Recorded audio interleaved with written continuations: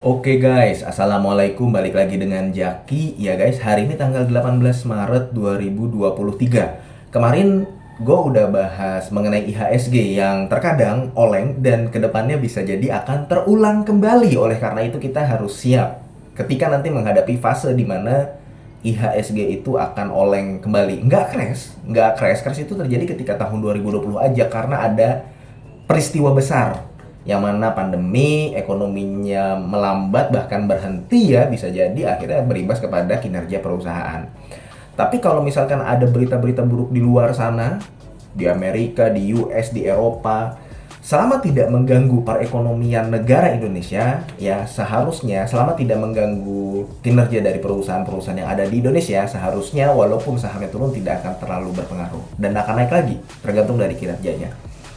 Nah, kemarin kita deskripsi ya, apa sih? Ya pokoknya hanya kalimat-kalimat, kata-kata, langkah-langkah. Sekarang kita membahas angka-angka guys. Kita akan membahas saham-saham. Jadi gini, tadi pagi gue mengupdate di Instagram, gue membuat polling, iseng-iseng membuat polling. Pilihannya adalah A, lu lebih suka saham yang valuasinya mahal tapi kinerjanya naik terus, atau B, saham yang valuasinya murah kinerjanya sedang turun imbas dari suatu peristiwa. Ternyata banyak yang menjawab B, yang sahamnya sedang murah, turun imbas dari suatu peristiwa. Ada yang menjawab A juga, jadi sekitar 46% yang menjawab B, 50-an% lah. Nah, karena yang paling sedikit adalah yang A, yang valuasinya mahal dan kinerjanya naik terus, maka kita akan bahas saham apa saja yang termasuk ke dalam kategori A. Dan ini kita hanya membahas angka-angkanya. Tuh kriterianya yang pertama. Dari pendapatannya, dari laba bersihnya, ekuitasnya, asetnya, ROE-nya, MPM-nya, kemudian ROA-nya. Kita bahas dari situ. Kriteria yang pertama. Kriteria yang kedua yang kita bahas adalah dia memang konsisten meningkat year on year. Ketika kuartal per kuartal memang ada naik turunnya, tapi secara year on year itu dia meningkat terus. Jadi saham yang kita bahas adalah saham yang meningkat terus secara konsisten, paling tidak dari tahun 2018. Itu yang kedua. Yang ketiga adalah saham ini ya dari tahun 2018. Artinya apabila ada saham IPO yang kinerjanya bagus naik terus, tidak masuk ke dalam kategori ini. Nah, lu boleh lihat guys, sebenarnya ada 5 saham, tapi gue akan bahas 4 dulu ya guys ya. Saham valuasi mahal, kemudian dia meningkat terus. Biasanya ini identik dengan consumer goods. Betul. Yang pertama lu boleh lihat guys, dari segi asetnya, ya. Jadi ini angka-angkanya dalam laporan sesuai dengan laporan keuangan di masing-masing perusahaannya ya guys ya. Kayak misalkan Alfamart bisa jadi dia dalam jutaan, kemudian Cleo dia dalam rupiah, kemudian Antam dia dalam ribuan ketika tahun 2018 dan 2019, tapi di tahun 2020 ke atas dia dalam jutaan, Arna itu dalam rupiah, TOWR dalam jutaan. Jadi kita sudah sesuaikan. Nah, dalam aset ini saham-sahamnya ya.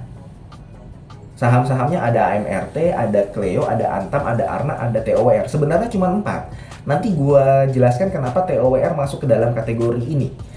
Lu lihat AMRT, asetnya meningkat dari 22 triliun jadi 23 triliun, dari 25 triliun jadi 27 triliun. Terakhir nih sudah 2022 ya, sampai kuartal 3 itu sudah 29 triliun.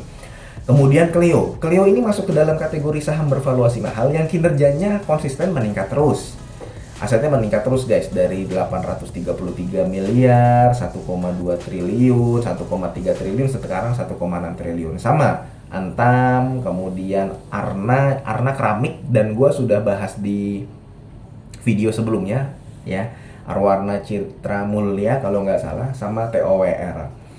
Nah itu dari sisi aset. Sekarang kita ke ekuitas, sama karena kita sudah memilih 5 ya. Sekarang AMRT naik terus dari 5 triliun ke 6 triliun ke 7 triliun ke 8 triliun ke 9,7 triliun. Cleo terakhir ekuitasnya ada di angka 1,1 triliun.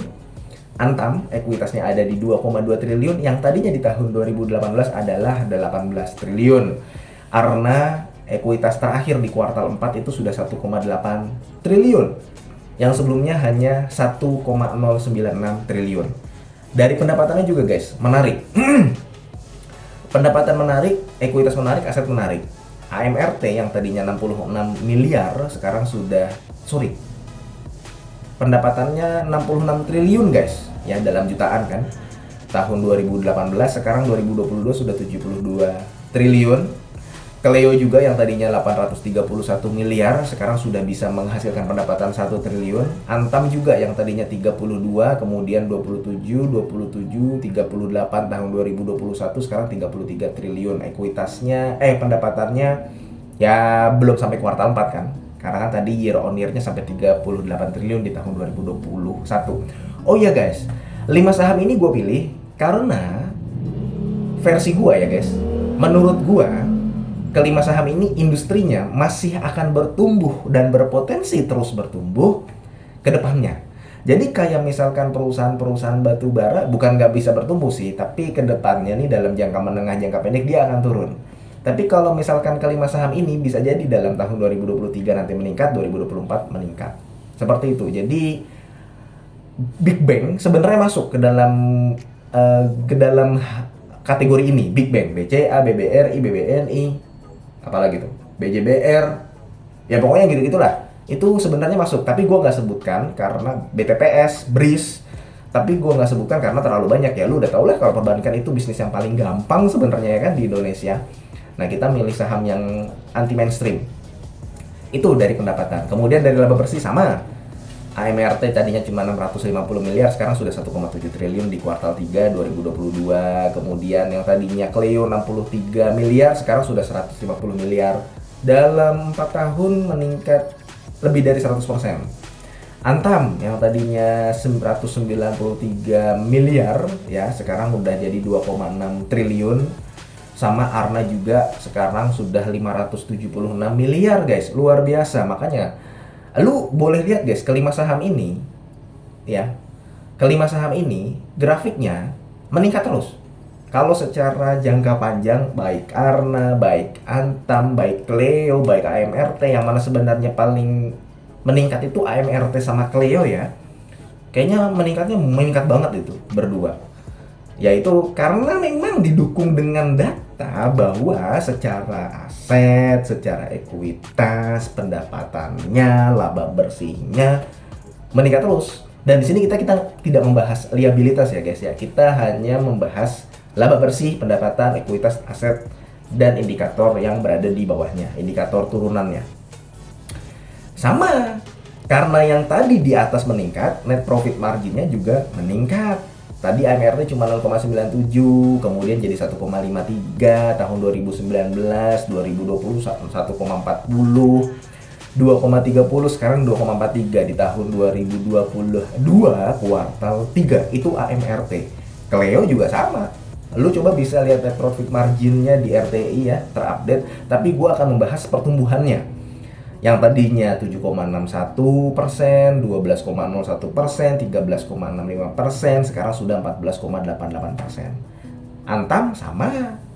Yang tadinya tahun 2021 dan 2020 masih 4,84 dan 4,20%, net profit margin sekarang sudah 7,80%. Arna luar biasa net profit marginnya, jadi bisnisnya itu ya bisa jadi si Arna ini dia menekan bebannya seefisien mungkin sehingga net profit marginnya tinggi. Yang tadinya 7,94, 10,02, 14,60 di tahun 2020, 18,43 di tahun 2021, sekarang sudah 22,28 net profit marginnya Arna. Ya. Kemudian TOWR. Nah, begini guys, khusus TOWR di ROE, kemudian ROA dan NPM-nya lu akan menemukan bukan pertumbuhan tapi penurunan. Karena kenapa di tahun 2021 kalau gua tidak salah si TOWR ini dia hutangnya meningkat, asetnya pun jadi meningkat sehingga ROA-nya jadi turun. Yang tadinya di ROA nih, kita sekarang bahas ROA ya guys ya. Yang tadinya di tahun 2020 dan 2019 itu dia 8%, sekarang sudah 5%. Tapi setelah dia melakukan aksi korporasi tahun 2021 itu guys, pertumbuhannya yang patut untuk diperhatikan dan patut untuk ditunggu. Karena begini, meskipun secara ROA secara net profit margin dan secara ROE, TOWR turun, hanya saja guys, aset dia bertambah cukup signifikan, dia berpotensi untuk kembali mencetak laba dan bisa berekspansi, dan dia yang paling penting adalah laba bersihnya tetap terjaga.